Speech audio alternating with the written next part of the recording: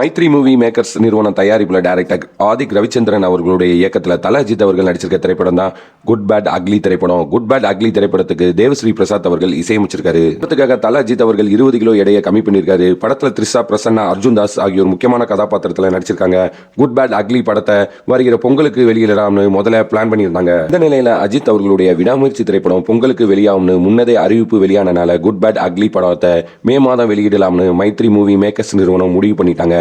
December 31 Lyca நிறுவனம் அஜித் அவர்களுடைய விடாமுயற்சி திரைப்படம் பொங்கலுக்கு வெளியாகாதுன்னு ஒரு அறிவிப்பை வெளியிட்டிருக்காங்க. இதனால அஜித் ரசிகர்களுக்கு ரொம்பவே ஒரு ஏமாற்றத்தை ஏற்படுத்தியிருக்கு. அஜித் ரசிகர்களுக்கு ஒரு இன்ப செய்தியா குட் பேட் அக்லி படத்துடைய ரிலீஸ் தேதியை படத்துடைய தயாரிப்பு நிறுவனமான மைத்ரி மூவி மேக்கர்ஸ் நிறுவனம் ஒரு புதிய போஸ்டரோட வெளியிட்டிருக்காங்க. வருகிற ஏப்ரல் 10 படத்தை வெளியிட போறதா அதிகாரப்பூர்வ அறிவிப்பை அறிவிச்சிருக்காங்க. வெளியான போஸ்டர்ல தல அஜித் அவர்கள் செம்ம கத்தாவும் மாசாவும் கையில ஒரு கன்னோட இருக்க மாதிரியான ஒரு போஸ்டரை வெளியிட்டிருக்காங்க. இந்த மாதிரியான சூப்பரான சினிமா செய்திகளை தொடர்ந்து தெரிஞ்சுக்கணும் அப்படின்னா நீங்க மறக்காம வாய்மை சேனலை சப்ஸ்கிரைப் பண்ணிக்கங்க. இந்த வீடியோ பிடிச்சிச்சுன்னா ஒரு மறக்காம ஒரு லைக் பட்டனை தட்டி விட்டுருங்க. அடுத்த ஒரு சூப்பரான சினிமா அப்டேட் உங்களை சந்திக்கிறேன். நன்றி, வணக்கம்.